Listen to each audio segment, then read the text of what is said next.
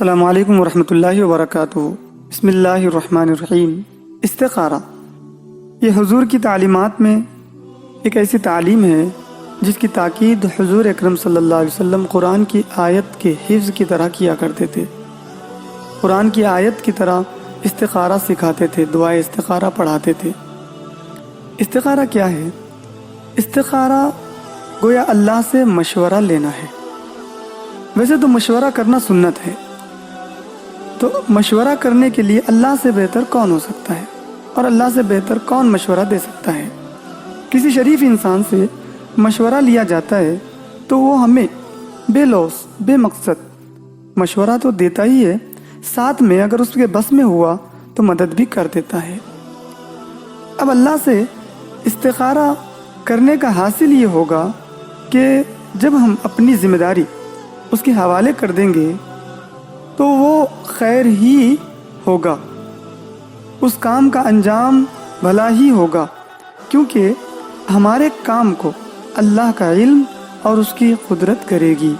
اللہ کا نہ علم کم ہے نہ اس کی قدرت میں کوئی کمی ہے، اللہ کا علم بھی کامل ہے اور اس کی قدرت بھی کاملہ ہے، تو انجام بھی ہمارے کام کا خیر ہی ہوگا، بھلا ہی ہوگا۔ اب استخارہ کے بعد ہم میں سے بہت سارے بھائی کسی اشارے کے یا کسی خواب میں کسی نظارے کے خواہش مند ہوتے ہیں، تو استخارہ جس طریقے سے حضور اکرم صلی اللہ علیہ وسلم نے سکھایا ہے اس میں کوئی ایسی بات نہیں ہے کہ کوئی اشارہ آپ کو دیا جائے گا، کوئی خواب میں کوئی چیز نظر آئے گی۔ بس حضور اکرم صلی اللہ علیہ وسلم نے فرمایا کہ جب بھی کوئی اہم کام ہو تم استخارہ کرو۔ استخارہ کرنے کا جو بہتر طریقہ ہے وہ یہ ہے کہ آپ فرض نماز سے ہٹ کے 2 رکعت نفل نماز بطور استخارہ کی نیت کے نفل کی نیت سے پڑھیں، اور پھر یہ دعا استخارہ کی پڑھیں اور سو جائیں۔ معاملہ آپ نے اللہ کے سپرد کر دیا، اب جو ہوگا وہ خیر ہی ہوگا، بہتر ہی ہوگا۔ اول نظر میں شروعات میں شاید ہمیں وہ چیز اچھی نہ لگے یا اس کی جو حکمت ہے وہ سمجھ نہ آئے، لیکن انجام میں ہمیں سمجھ میں آئے گا کہ اللہ تبارک و تعالیٰ نے ہمارے ساتھ بہتر فیصلہ فرمایا ہے۔ تو وہ دعائے استخارہ کیا ہے؟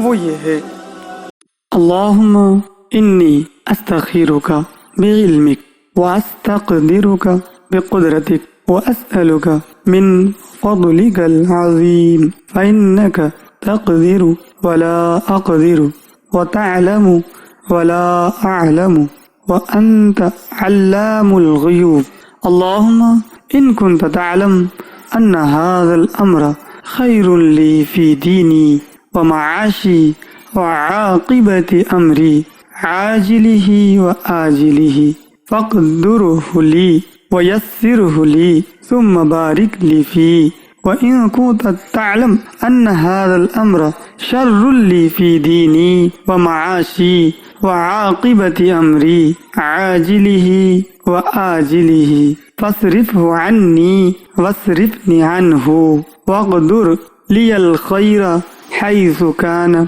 ثُمَّ أَرْدِنِي بِهِ۔ یہاں فقدر اور وقدر جو جگہ وہاں پر فقدر و اقدر بھی پڑھا جاتا ہے۔ بہرحال اس کا ترجمہ یہ ہے کہ میرے پروردگار، میں تجھ سے تیرے علم کے ذریعے، تیرے علم کے وسیلے سے، تیرے علم سے خیر طلب کرتا ہوں، خیر کا مشورہ کرتا ہوں، اور تیری قدرت سے مدد چاہتا ہوں، اور تیرے عظیم اور لامحدود فضل و احسان سے کچھ حصہ مانگتا ہوں۔ اے اللہ، تو قدرت رکھتا ہے، طاقت رکھتا ہے، میرے بس میں کیا ہے؟ میرے بس میں کچھ نہیں۔ تو جانتا ہے، میں کچھ نہیں جانتا۔ تو بہت زیادہ چھپی ہوئی باتوں کا جاننے والا ہے۔ اے اللہ، اگر یہ معاملہ جس میں تجھ سے مشورہ کرتا ہوں، اے اللہ، وہ میرے لیے خیر ہو، میرے دین میں اور میرے معاش میں، میرے گزر اوقاف میں، میری زندگی کے معاملات میں، وعاقبت امری اور میرے انجام کے اعتبار سے، وعاجلہ وآجلہ، شروع ابھی حال کے انجام میں یا بعد کے انجام میں، اے اللہ ہر حال میں میرے لیے اگر وہ خیر ہے تو وہ تو میرے بس میں کر دے اور اسے آسان کر دے، پھر مجھے اس میں برکت بھی دے دے۔ اے اللہ، اگر تو جانتا ہے کہ یہ معاملہ میرے لیے شر کا باعث بنے گا، میرے لیے نقصان کا سامان بنے گا، میرے دین میں یا پھر میرے زندگی کے گزر اوقاف میں یا پھر میرے انجام کار میں، میرے خاتمے میں، شروعات کے انجام میں یا آخرت کے انجام میں، تو اے اللہ اس معاملے کو مجھ سے دور کر دے، میرے ذہن سے اس بات کو نکال دے، اور جہاں کہیں بھی میرے لیے خیر ہو جو میری قدرت اور میرے علم سے باہر ہے، اے اللہ تو میرے لیے آسان کر دے، پھر مجھے اس سے راضی کر دے۔